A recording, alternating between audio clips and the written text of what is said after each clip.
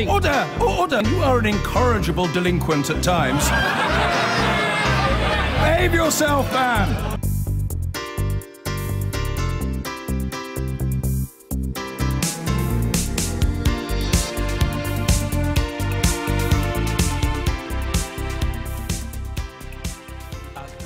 The Foreign Secretary has compared Russia's staging of the World Cup this summer to Hitler hosting the Olympics in Nazi Germany. Boris Johnson also says that he's deeply concerned about how British fans may be treated at the World Cup. Our diplomatic correspondent James Landale reports. In Salisbury, the investigation into the nerve agent attack on Sergei Skripal and his daughter continued as the diplomatic row between Britain and Russia threatened to damage sporting relations too. This summer, England's football team will travel to Russia for the World Cup, and they'll be accompanied by thousands of British fans. And the government's worried about their safety. We're watching it very, very closely. At the moment, we are not inclined actively to dissuade people from going, because we want to hear from the Russians what steps they are going to take to look after our fans.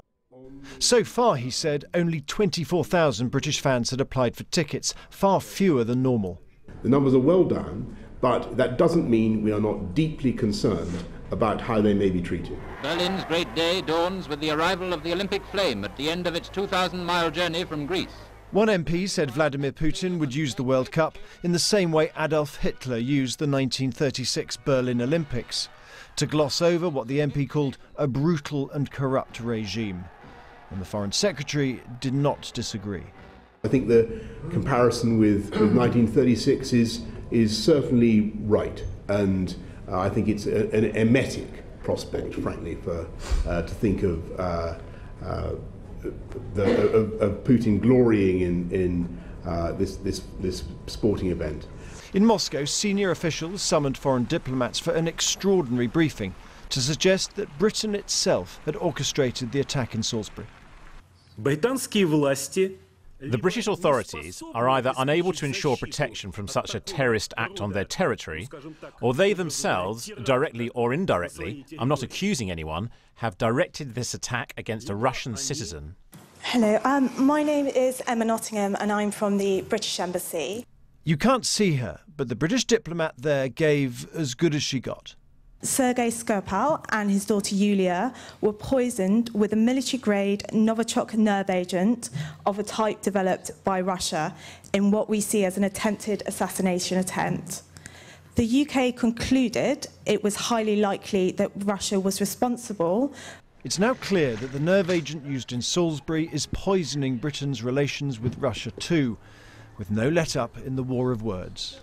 James Landale, BBC News.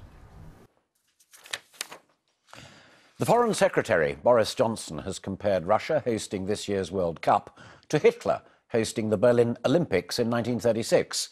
Speaking to MPs in the wake of the Salisbury nerve agent attack, he said President Putin glorifying in the tournament was a sickening thought.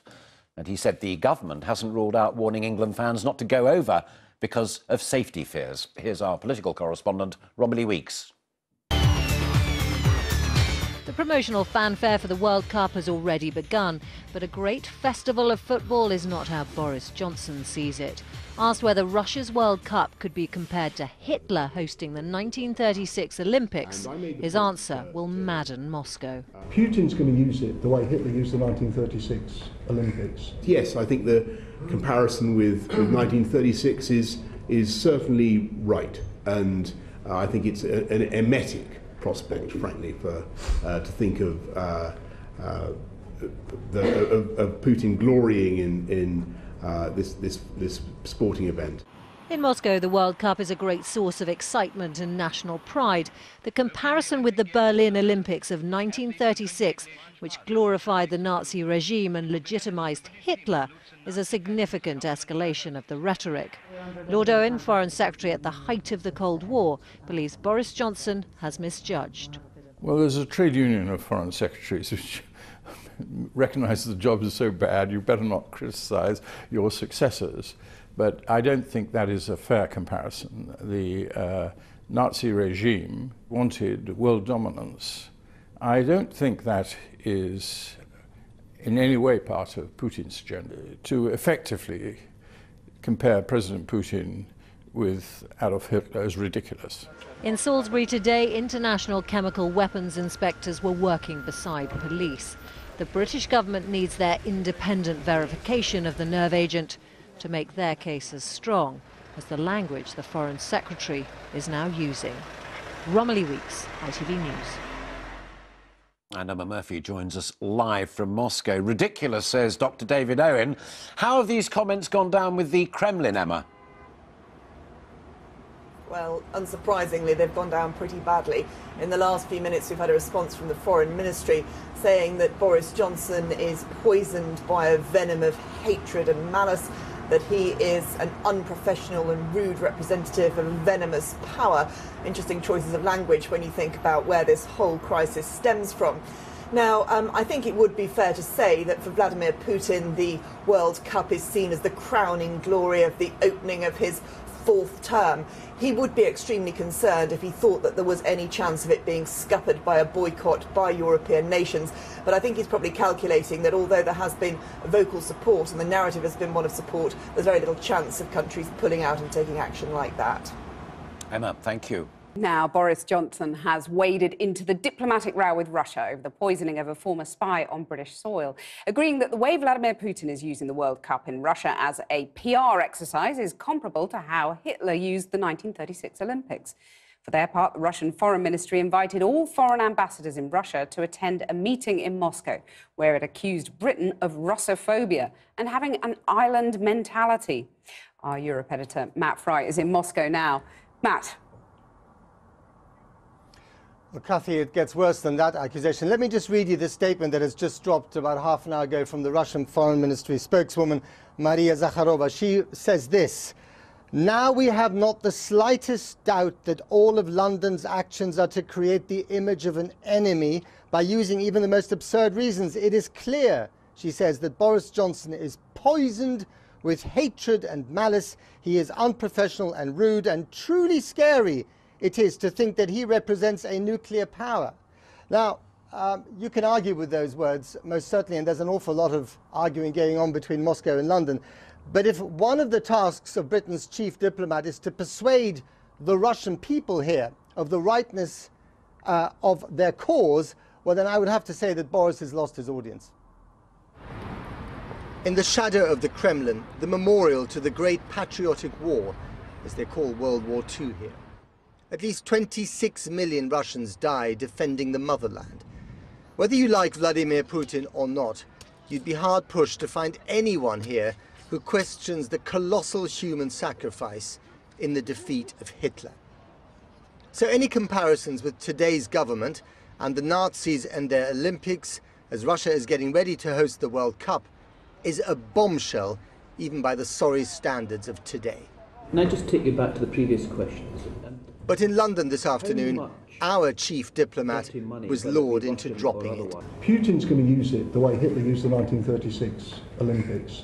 The idea of Putin handing over the World Cup to the captain of the winning team, I'm afraid that's completely right. Well, that's completely right. The idea of Putin using this as a PR exercise to gloss over the brutal, corrupt regime for which he's responsible fills me with horror. Yes, I think the comparison with 1936 is certainly right. And I think it's an emetic prospect, frankly, to think of Putin glorying in this sporting event. An hour earlier in Moscow, the Russian Foreign Ministry staged its first televised response to the accusations from London. They had invited all ambassadors, including the one from Britain. He decided not to come, so he dispatched Emma Nottingham, one of his junior deputies. Russia has offered us so far no explanation of how this agent came to be used in the United Kingdom, and no explanation as to why Russia has an undeclared chemical weapons program. Здесь элементарная логика подсказывает. Elementary logic suggests only two possible variants in this situation. British authorities are either incapable of preventing such, so to say, terror acts on their territory, or they themselves, either directly or not, I'm not blaming anyone for anything, directed an attack on a Russian citizen. There's no third option here. As the diplomatic cudgels keep flying, in Salisbury, international weapons inspectors are sifting through the evidence and visiting the crime scenes. Their conclusions won't be published for several weeks. Who knows what the diplomatic temperature will be like then? On the streets of Moscow, the suggestion that Putin is behind the Salisbury attack tends to elicit outrage. It's a lie. It's a lie. It's a lie. It's a lie. Okay. Okay. Thanks. Does Vladimir Putin protect this country? Is he a great protector of Russia? If we're talking about our country in global point of view, so I don't have any problem at all with Vladimir Putin. The World Cup will kick off in 3 months from now. Russia will have its moment in the global limelight. But how isolated will it feel? Now, in all this diplomatic tit-for-tat, it is extremely, well, one should not forget that we are dealing with the first use of a nerve agent in Europe since the Second World War. And that is what really causes deep anger amongst all sorts of Western diplomats here in Moscow. Now, the Russians, I think, are taken aback by the relative unity of the response. They thought that Brexit Britain would be much more isolated. And that has also given some Western diplomats here the confidence to say that there is more action on the way. For instance, oligarchs in London will be targeted, not all of them, but some of them, in the coming weeks. They'll be looking at their wealth, they'll be looking at their visa status, they'll be looking at all sorts of things. So this story is far from over. Back to you. Thanks very much. We'll be watching closely. OK, let's move on to Boris Johnson, being asked about the 1936 Olympics ahead of the World Cup this year, and said what? He essentially compared it to, well, yes, to the 1936 Olympics, which was obviously in Germany, which is considered a moment where the world granted a degree of legitimacy to Nazi Germany that it would then go on to later regret. Now, this does not seem to me to be an unfair comparison. There's a lot of stuff saying he's comparing Putin to Hitler. I don't think that would be a sound comparison. I don't think it's not really sound qualitatively, and it's certainly not sound quantitatively. However, the comparison he's making on the way that international sports tournaments work as almost a sort of reputational laundering system of suggesting legitimacy, I think it's a perfectly fair one for him to have done. So I have to say, in a very rare moment, I don't think this really is bumbling Boris. I think this is him making a legitimate comparison.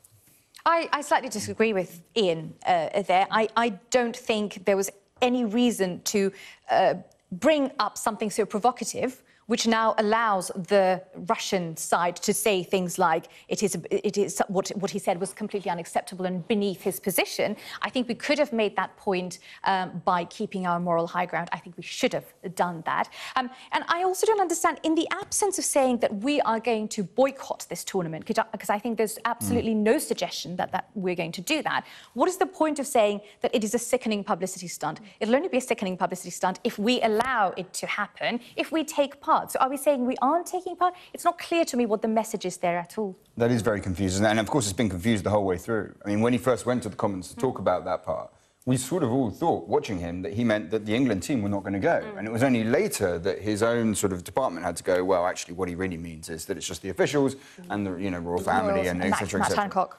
Yes, exactly, yes. I mean, you can see how upset Putin would be by that potential taking place.